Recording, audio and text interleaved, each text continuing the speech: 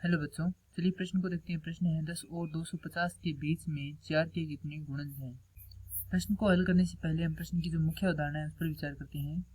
प्रश्न की मुख्य अवधारणा, इसके लिए मुख्य अवधारणा हो जाएगी समांतर श्रेणी, अर्थात हम इस प्रश्न को समांतर श्रेणी के द्वारा हल करेंगे।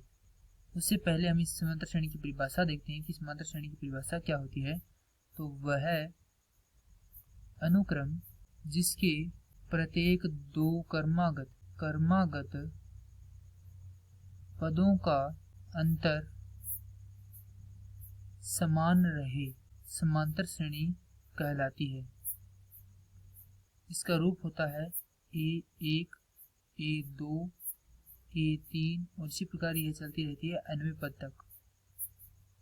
और जो प्रथम पद है उसे हम A द्वारा निरूपित करते हैं, द्वितीय पद को A जोड़ D जहाँ सार्वंतर है, तृतीय पद को A जोड़ 2D, अर्थात इसी प्रकार से चलता रहता है। और nवें पद को A जोड़ n घटाव 1 गुणा में D द्वारा निरूपित करते हैं।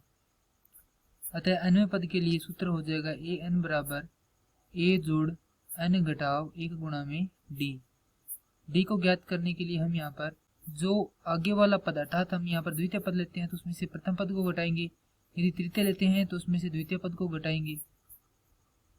इसी प्रकार अगर इसका सूत्र लिखें तो यह हो जाएगा AN घटाव 1, अर्थात ये वाले पद होंगे, जो nवां पद है उसमें से जो एक पीछे वाला पद है वह घटाएंगे तो हमारे पास क्या प्राप्त हो जाएगा, सार्वंतर प्राप्त हो जाएगा।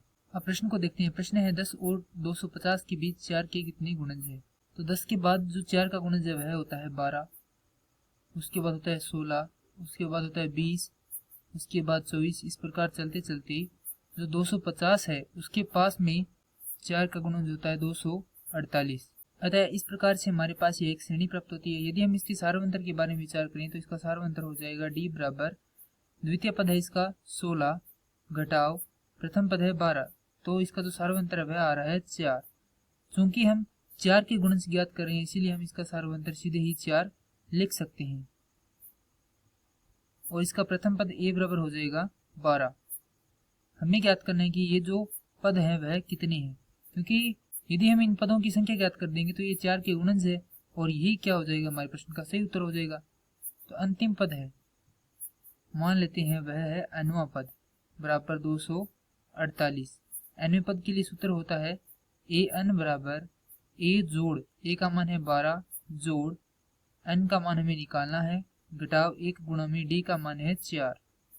अब इसे हल करेंगे तो यहाँ पर बराबर आ जाएगा 248। अब देखिए n घटाव 1 गुणा में 4 बराबर 248 घटाव 12, क्योंकि हम क्या कर रहे हैं, इस 12 का पक्षांतरण कर रहे हैं। उसके बाद अगर इसे हल करेंगे तो यह होगा 4n घटाव 4 बराबर 236। आगे इसे हल करेंगे तो यह होगा 4n बराबर 236 जोड़ 4। हल करने पर हमारे पास प्राप्त होगा 4n बराबर 240। यदि इसे हल करेंगे तो यह हो जाएगा 60। अतः 248 है वह 60वां पद है इस श्रेणी का और अंतिम पद भी है। अतः इस श्रेणी में जो पदों की संख्या है वह हो जाएगी 60। तो 10 व 250 के बीच 4 की 60 गुणज विद्यमान। अतः प्रश्न के लिए सही उत्तर हो जाएगा 60। मैं आशा करता हूं कि यह प्रश्न आपको समझ में आया होगा। धन्यवाद।